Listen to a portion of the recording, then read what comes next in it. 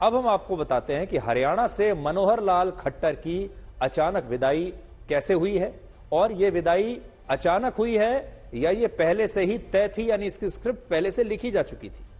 यह सवाल इसलिए उठ रहा है क्योंकि मनोहर लाल खट्टर ने आज हरियाणा के मुख्यमंत्री पद से अचानक इस्तीफा दे दिया, और यह सब भी तब हुआ जब प्रधानमंत्री नरेंद्र मोदी ने मनोहर लाल के इस्तीफे से सिर्फ 24 घंटा पहले हरियाणा के गुरुग्राम में ही द्वारका एक्सप्रेसवे का उद्घाटन करते हुए उनकी जमकर तारीफ की थी और कहा था कि मनोहर लाल ने हरियाणा के विकास के लिए दिन रात काम किया है, और एक जमाने में वो मनोहर लाल के साथ मोटरसाइकिल पर रोहतक से गुरुग्राम आया करते थे।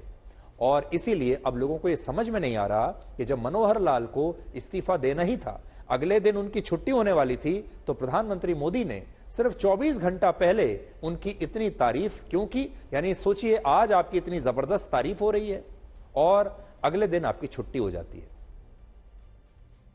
हरियाणा सरकार और विशेषकर मुख्यमंत्री मनोहर लाल जी को उनकी जो तत्परता रही है, मैं आज इसकी भी सराहना करूंगा। हरियाणा के विकास के लिए जिस तरह मनोहर लाल जी दिन रात काम करते रहे हैं, उसने राज्य में आधुनिक इंफ्रास्ट्रक्चर का एक बड़ा नेटवर्क तैयार कर दिया है। और मनोहर लाल जी और मैं बहुत पुराने साथी हैं। दरी पर सोने का जमाना था, तब भी साथ काम करते थे। और मनोहर लाल जी के पास एक मोटरसाइकिल रहती थी, तो वो मोटरसाइकिल चलाते थे, मैं पीछे बैठता था, रोहतक से निकलता था और गुरुग्राम आकर के रुकता था। ये हमारा लगातार हरियाणा का भ्रमण मोटरसाइकिल पे हुआ करता था। और मुझे याद है उस समय गुरुग्राम में मोटरसाइकिल पर आते थे, रास्ते छोटे थे, इतनी दिक्कत होती थी। आज मुझे खुशी हो रही है कि हम भी साथ हैं और आपका भविष्य भी साथ है। अब देखिए, प्रधानमंत्री मोदी अगर बीजेपी के किसी मुख्यमंत्री की इतनी तारीफ अगर कर दें सार्वजनिक मंच से, तो वो मुख्यमंत्री तो शायद ये सोचेगा कि अब जीवन भर उसकी कुर्सी कोई हिला नहीं सकता, अब उसे जीवन भर के लिए अभयदान मिल गया है, वो अमर हो गया। लेकिन सोचिए, इतनी तारीफ के बाद भी 24 घंटे के अंदर ही मनोहर लाल खट्टर को बदल दिया गया। उसके 3 कारण हैं जो मैं आपको बता सकता हूं, और 3 कारण जो है, पहला ये कि मनोहर लाल के मुख्यमंत्री बने रहने से हरियाणा के जातीय समीकरण बिगड़ रहे थे, और चुनाव से ठीक पहले ये जातीय समीकरण बिगड़ने की वजह से बीजेपी को नुकसान हो सकता था। दूसरा, मनोहर लाल के खिलाफ, उनकी सरकार के खिलाफ, क्योंकि वो 2 टर्म से लगातार मुख्यमंत्री हैं, इसलिए एंटी इनकम्बेंसी उनके खिलाफ काफी ज्यादा थी, जिसका लोकसभा चुनाव में बीजेपी को नुकसान होता। और तीसरा, हरियाणा में मनोहर लाल के प्रति जाटों की नाराजगी, और जाटों के लगभग 25% वोट हरियाणा में है। ये 3 बड़े कारण रहे, जहां प्रधानमंत्री मोदी पहले से ही ये जानते थे कि अगले दिन मनोहर लाल को हटाना है, और इसीलिए वो ये इंप्रेशन किसी को नहीं देना चाहते थे कि उन्हें इसलिए हटाया जा रहा है क्योंकि वो अच्छा काम नहीं कर रहे। इसलिए मोदी जी ने पहले उन्हें पूरा सर्टिफिकेट दिया, उनकी पूरी तारीफ की, ताकि कोई ये ना समझे कि उन्हें बड़ा बेआबरू करके यहां से हटाया गया है।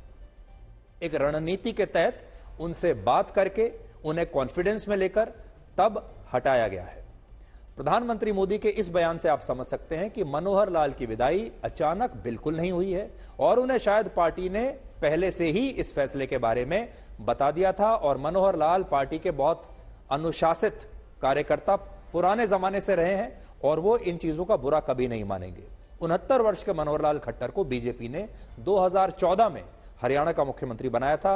10 साल वो मुख्यमंत्री रहे, और अभी वो हरियाणा में गठबंधन की सरकार चला रहे थे, जिसमें दुष्यंत चौटाला की जननायक जनता पार्टी यानी जेजेपी के 10 विधायक थे और बीजेपी के 41 विधायक थे।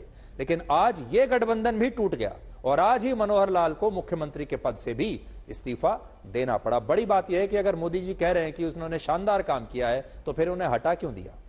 तो जो वजह मैंने आपको बताई, इसलिए हटा दिया क्योंकि मनोहर लाल के वहां रहने से बीजेपी को नुकसान हो रहा था। ऐसी भी खबरें हैं कि दुष्यंत चौटाला हरियाणा में बीजेपी से लोकसभा की 3 सीटें मांग रहे थे गठबंधन के तहत, और जब बीजेपी ने यह सीट नहीं दी तो बीजेपी ने दुष्यंत चौटाला की पार्टी के साथ ही गठबंधन तोड़ लिया और हरियाणा में निर्दलीय विधायकों के समर्थन से नई सरकार का गठन कर लिया। और आप भी सुबह से यही कहानी सुन रहे होंगे, लेकिन राजनीति इससे बहुत आगे की चीज होती है। राजनीति में जो आपकी आंखों को दिखता है और जो आपके कानों को सुनता है वैसा होता नहीं है, बात बड़ी गहरी होती है। और इस गठबंधन के टूटने का असली कारण क्या हो सकता है, आज उस पर भी थोड़ी चर्चा करते हैं। असल में हरियाणा में खट्टर सरकार के खिलाफ सत्ता विरोधी लहर थी और हरियाणा के जाट समुदाय में सरकार के खिलाफ काफी नाराजगी थी। और बीजेपी को यह बात अच्छी तरह से पता थी कि अगर दुष्यंत चौटाला की पार्टी ने भी गठबंधन में बीजेपी के साथ लोकसभा का चुनाव लड़ा तो उनकी पार्टी को भी मनोहर लाल खट्टर के खिलाफ चल रही लहर का नुकसान उठाना पड़ेगा और दुष्यंत चौटाला को भी जाटों के वोट नहीं मिलेंगे क्योंकि वो बीजेपी के साथ है और नुकसान दोनों का हो जाएगा। और जाटों के जो वोट हैं, ये सारा जो सब कुछ है, ये 25% जाट वोट हरियाणा में जो हैं, ये बहुत बड़ा एक चंक है वोटों का। 25% यानी 1/4 वोट हरियाणा में जाटों के हैं। और बीजेपी को यह डर था कि अगर ऐसा रहा तो फिर ये 25% जाट वोट कांग्रेस की तरफ चले जाएंगे, जहां पर एक और जाट नेता जो हैं वो बहुत बड़े जाट नेता हैं। उनका नाम है भूपेंद्र सिंह हुड्डा, जो खुद जाट समुदाय से आते हैं और पूर्व मुख्यमंत्री भी हैं। इसलिए ये सारा फायदा उनको हो जाएगा। और शायद इसीलिए बीजेपी ने दुष्यंत चौटाला की पार्टी के साथ गठबंधन समाप्त कर दिया, जिससे अब जाट समुदाय से आने वाले दुष्यंत चौटाला की पार्टी बीजेपी से अलग चुनाव लड़ेगी, बीजेपी से बिल्कुल अलग दिखाई देगी। और जो 25% जाट वोट शायद कांग्रेस की तरफ चले जाते, अब वो विभाजित हो जाएंगे, वो बट जाएंगे और अब वो बीजेपी और जेजेपी का गठबंधन टूटने से अब उतना नुकसान नहीं होगा। और यही बात इस गठबंधन के टूटने पर कांग्रेस पार्टी के नेता भूपेंद्र सिंह हुड्डा भी खुद कह रहे हैं। गठबंधन नहीं, ठगबंधन था ये, कोई नैतिक आधार पे गठबंधन नहीं था, मैं कह चुका।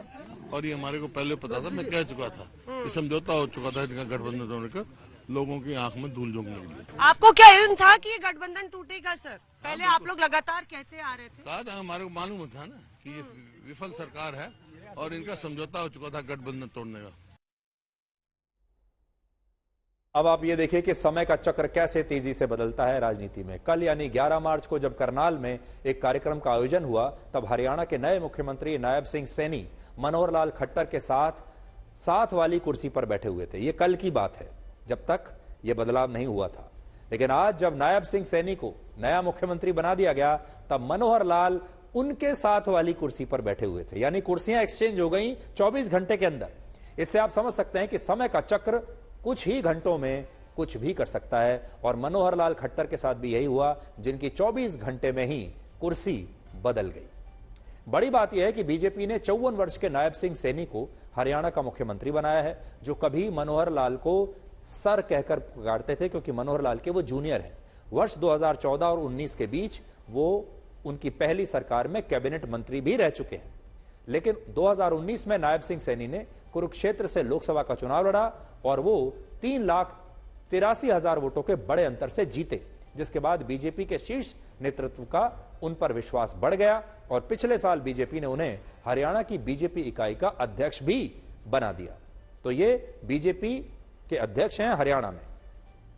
नायब सिंह सैनी के बारे में सबसे बड़ी बात यह है कि वो भी बीजेपी में कार्यकर्ता के रूप में उन्होंने सबसे पहले शुरुआत की थी और कार्यकर्ता से मुख्यमंत्री के पद तक पहुंचे और बीजेपी ने उन्हें मुख्यमंत्री बनाकर हरियाणा में एक ऐसी सोशल इंजीनियरिंग की है जो कांग्रेस के लिए लोकसभा चुनावों को हरियाणा में और ज्यादा मुश्किल बना देगी। हरियाणा में सबसे ज्यादा 25% आबादी जाट समुदाय की है और जिस तरह की पारंपरिक राजनीति हमारे देश में होती है, उसमें मुख्यमंत्री किसी ऐसे नेता को ही अक्सर बनाया जाता है जो उस राज्य के सबसे बड़े समुदाय, वर्ग या जाति से आता है। तो उस लिहाज से हरियाणा में मुख्यमंत्री एक जाट को होना चाहिए था। लेकिन बीजेपी ने मनोहर लाल खट्टर के समय भी इस राजनीतिक फॉर्मूले को तोड़ा और इस बार भी उसने बिल्कुल ऐसा ही किया है। बीजेपी ने नायब सिंह सैनी को मुख्यमंत्री बनाया जो ओबीसी वर्ग से आते हैं, और अभी हरियाणा में सैनी समाज की आबादी लगभग 2.9% है। इन आंकड़ों को देखकर आपको भी ऐसा ही लगेगा कि बीजेपी ने नायब सिंह सैनी को मुख्यमंत्री बनाकर शायद गलती कर दी, लेकिन सच यह है कि यह गलती नहीं बल्कि एक नए तरह की सोशल इंजीनियरिंग है, जिसमें बीजेपी राज्य की सबसे बड़ी जाति के लोगों को खुश करने की बजाय जो बाकी के वर्ग के लोग हैं उन्हें अपने साथ लेने का प्रयास करती है। तो यहां उन्होंने 25% जाटों को छोड़ दिया और बाकी के जो 75% आबादी है उसे साध लिया। उदाहरण के लिए हरियाणा में नायब सिंह सैनी को मुख्यमंत्री बनाना यह बताता है कि बीजेपी का ध्यान 25% जाट वोटों पर नहीं बल्कि बाकी के शेष 75% वोटों पर है, और इन 25% को भी वो बांट देंगे। इसलिए उसने सैनी समाज से आने वाले नायब सिंह को हरियाणा का नया नायक बनाया, और यह बीजेपी ने पहली बार नहीं किया है। इससे पहले बीजेपी ने मनोहर लाल खट्टर को हरियाणा का मुख्यमंत्री बनाया, जो पंजाबी समुदाय से आते हैं, और पंजाबी समुदाय के हरियाणा में कुल आबादी लगभग 8% है, सिर्फ 8%। और आज यहां बात सिर्फ हरियाणा की नहीं, ज्यादातर राज्यों में अपने नए मुख्यमंत्रियों का चुनाव बीजेपी ऐसे ही कर रही है। जैसे राजस्थान और छत्तीसगढ़ और पहले महाराष्ट्र में भी बीजेपी ने ऐसा ही किया। अब हरियाणा में भी बीजेपी ने यही काम किया है, अगर आप देखें। और आज जब चंडीगढ़ में नायब सिंह सैनी का शपथ ग्रहण समारोह हुआ तब इसके लिए मंच पर 7 कुर्सियां लगाई गई थी, लेकिन बाद में इनमें से 2 कुर्सियों को हटा दिया गया। और सबसे बड़ी बात यह है कि इस शपथ ग्रहण समारोह में बीजेपी के वरिष्ठ नेता और खट्टर सरकार में होम मिनिस्टर रहे अनिल विज शामिल नहीं हुए। दिलचस्प बात यह है कि गठबंधन टूटने के बाद भी दुष्यंत चौटाला की पार्टी के 4 विधायक इस समारोह में शामिल हुए, और इस दौरान हरियाणा में नए मुख्यमंत्री की पूरी कैबिनेट भी बदल दी गई, और कुल जो है आज नए कैबिनेट मंत्रियों ने आज शपथ ली है। मैं नायब सिंह ईश्वर की शपथ लेता हूं कि मैं विधि द्वारा स्थापित भारत के संविधान के प्रति सच्ची श्रद्धा और निष्ठा रखूंगा। मैं कंवरपाल ईश्वर की शपथ लेता हूं कि मैं विधि द्वारा स्थापित भारत के संविधान के प्रति सच्ची श्रद्धा और निष्ठा रखूंगा। तो जो बीजेपी का नया फॉर्मूला है, क्या वो राज्यों में जो सबसे बड़ी जाति या वर्ग है उसे छोड़कर किसी छोटी जाति या छोटे वर्ग के व्यक्ति को वो मुख्यमंत्री बना रहे हैं। कर्नाटक, आप माफ कीजिएगा, मध्य प्रदेश में यही किया, राजस्थान में यही किया, और आप देखिए यहां हरियाणा में भी यही किया, और इससे पहले महाराष्ट्र में भी वो यही कर चुके हैं।